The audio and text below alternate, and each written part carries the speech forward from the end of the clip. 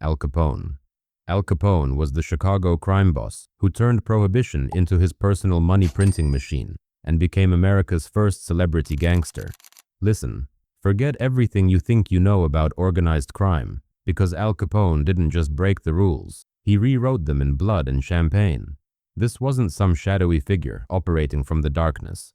This was a man who wore custom suits, drove bulletproof Cadillacs, and had his own press agent. While other mobsters were hiding in basements, Scarface was literally posing for magazine covers like he was running for president of Crime Incorporated. The guy took a constitutional amendment, the 18th Amendment banning alcohol, and said, "Hold my beer." Except he couldn't legally hold beer anymore, so he decided to control every drop of illegal liquor flowing through Chicago instead. We're talking about a man who turned the entire city into his personal speakeasy, complete with corrupt cops on payroll and judges in his back pocket. Capone didn't just have influence. He was Chicago from 1925 to 1931.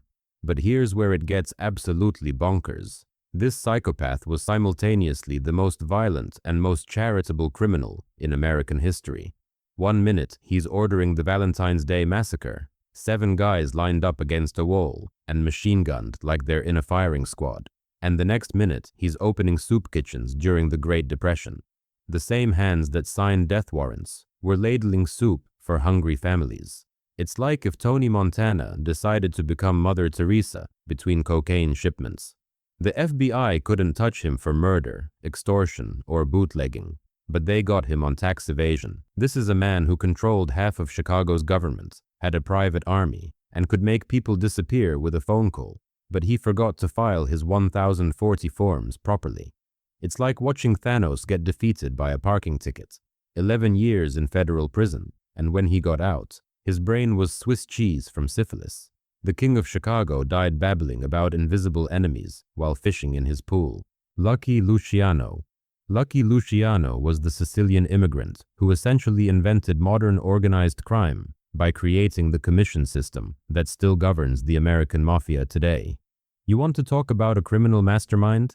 Lucky walked off a boat from Sicily as a nobody and restructured the entire American underworld like he was some kind of crime consultant with a Harvard MBA. This man looked at the chaotic, war-torn mess of Prohibition-era gangs and said, "You know what this needs? Corporate structure." And then he actually did it.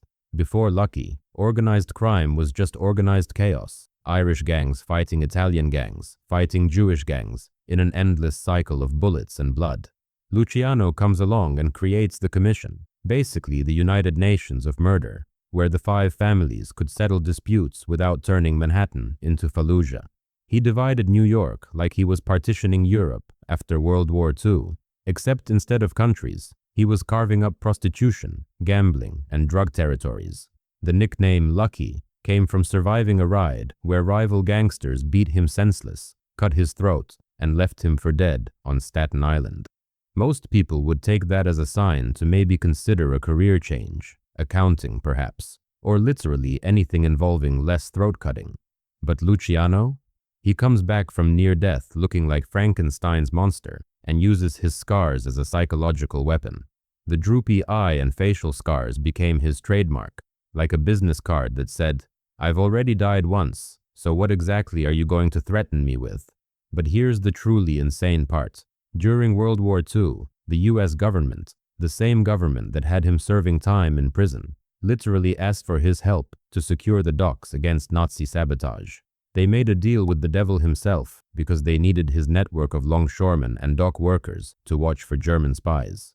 Luciano helped win World War II from his prison cell, and in return, they deported him to Italy after the war. The man was so powerful that even his own government needed him to defeat Hitler. John Gotti. John Gotti was the flamboyant Gambino family boss who became the last great mafia celebrity before the FBI's wiretaps turned his own words into his death sentence. Oh, sweet Jesus, where do I even begin with the Teflon Don?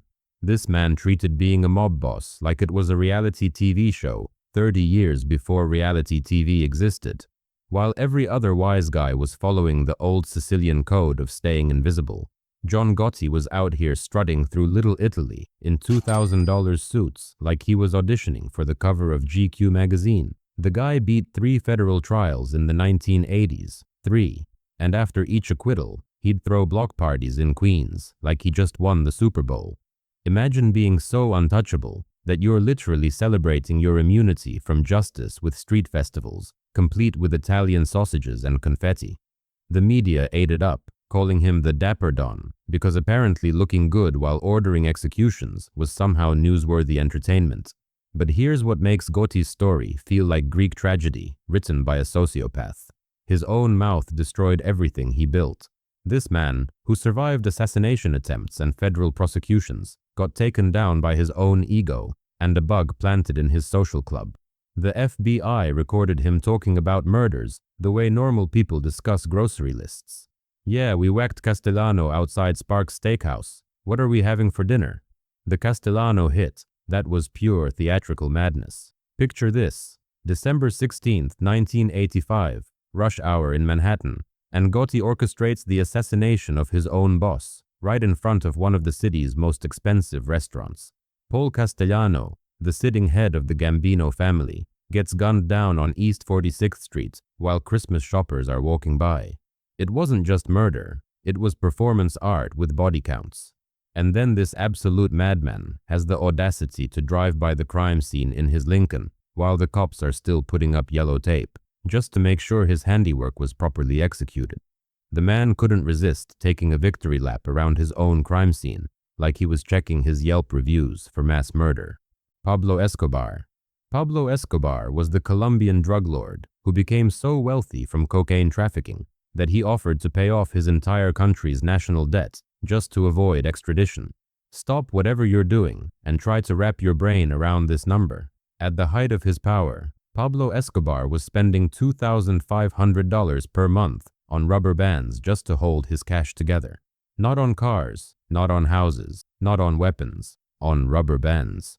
The man had so much money that 10% of his annual income was literally eaten by rats and ruined by water damage because there wasn't enough physical space to store it all properly. This wasn't just a drug dealer. This was a man who accidentally created his own economic ecosystem. Escobar employed thousands of people in Medellin, not just sicarios and smugglers, but also accountants, architects, pilots, and even a full-time team of veterinarians to take care of his private zoo. Yes, he had hippos in Colombia. Because when you're making $420 million per week, apparently the logical next step is to import African megafauna to South America. The psychological profile here is absolutely terrifying. Escobar genuinely believed he was Robin Hood with a machine gun. He built housing projects for the poor, soccer fields for kids, and hospitals for communities the government had abandoned. Then, in the same afternoon, he'd order the bombing of a commercial airliner to kill one prosecutor, murdering 109 innocent people in the process. It's like if Santa Claus moonlighted as a war criminal. But the most chilling thing about Escobar wasn't his violence, it was his popularity. When he died in 1993, over 25,000 people attended his funeral. 25,000. This man terrorized an entire nation for over a decade, and when the cops finally gunned him down on that rooftop in Medellin, half the city mourned him like he was a fallen saint. The same people who lived in fear of his bombs were crying at his burial because he'd also built their schools and paid for their medical bills. Joaquín El Chapo Guzmán. El Chapo was the Sinaloa cartel leader who escaped from maximum security prisons twice and turned drug trafficking into a multinational corporation that rivaled legitimate Fortune 500 companies.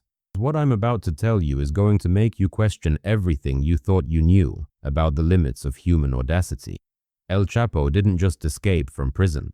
He escaped from maximum security prison through a mile-long tunnel equipped with ventilation, lighting, and a motorcycle on rails. A motorcycle on rails, like he was running some kind of underground Disney World for drug lords. But that was his second escape. The first time, in 2001, he literally walked out of Puente Grande prison, hidden in a laundry cart, while guards were mysteriously looking the other way. This 5'6" man, hence El Chapo, meaning shorty, had more prison escapes than Houdini and a better track record than the Shawshank Redemption.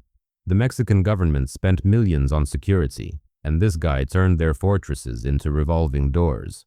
Here's where it gets absolutely insane. While he was a fugitive, El Chapo was running a drug empire that smuggled more cocaine into the United States than any organization in history.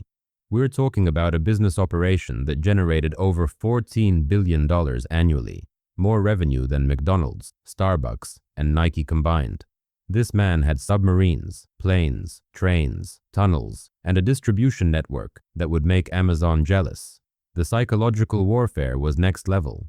El Chapo would send messages to rivals by literally feeding people to tigers. But then he'd also personally deliver Christmas presents to poor families in Sinaloa. One day he's ordering mass executions. The next day he's playing soccer with village kids, like he's their favorite uncle who just happens to decapitate people for a living. And the final capture? They got him because he wanted to make a movie about his own life. This man evaded international manhunts for over a decade, survived multiple assassination attempts, and built tunnels that engineering firms couldn't replicate. But his own ego brought him down when he started meeting with actors and producers. Sean Penn wrote an article about meeting him, and boom, suddenly the DEA had fresh intelligence. El Chapo literally got captured because he wanted Hollywood to make him look cool. Vincent the Chin Gigante. Vincent the Chin Gigante was the Genovese family boss who spent 3 decades pretending to be mentally ill, wandering Greenwich Village in pajamas and a bathrobe to avoid prosecution. Ladies and gentlemen, I present to you the greatest actor in organized crime history, a man who deserved an Oscar for his 30-year performance as a crazy homeless person while simultaneously running the most powerful crime family in America. This wasn't method acting. This was method insanity, and Vincent Gigante committed to the bit like Daniel Day-Lewis on steroids and amphetamines. Picture this absolute madness. FBI agents would follow Gigante as he shuffled through the streets of New York in bedroom slippers, muttering to himself and urinating in public, all while he was secretly orchestrating multi-million-dollar criminal enterprises through coded conversations and hand signals. The man would literally stand in his doorway in his underwear, talking to parking meters like they were old friends, while federal agents took surveillance photos thinking they were watching a mentally incompetent vagrant. But here's the beautiful, twisted genius of it all. While the FBI was documenting his public masturbation and conversations with imaginary people, Gigante was running the tightest ship in Mafia history. The Genovese family, under his leadership, never had a single member flip and testify against the organization. Never. While John Gotti was getting recorded saying incriminating things every 5 minutes, the Chin created a culture of silence so absolute it was like organized crime's version of Fight Club. The guy would hold meetings in his mother's apartment, speaking in whispers and gestures, while family members discussed murders and extortion schemes around the dinner table, like they were planning a church bake sale.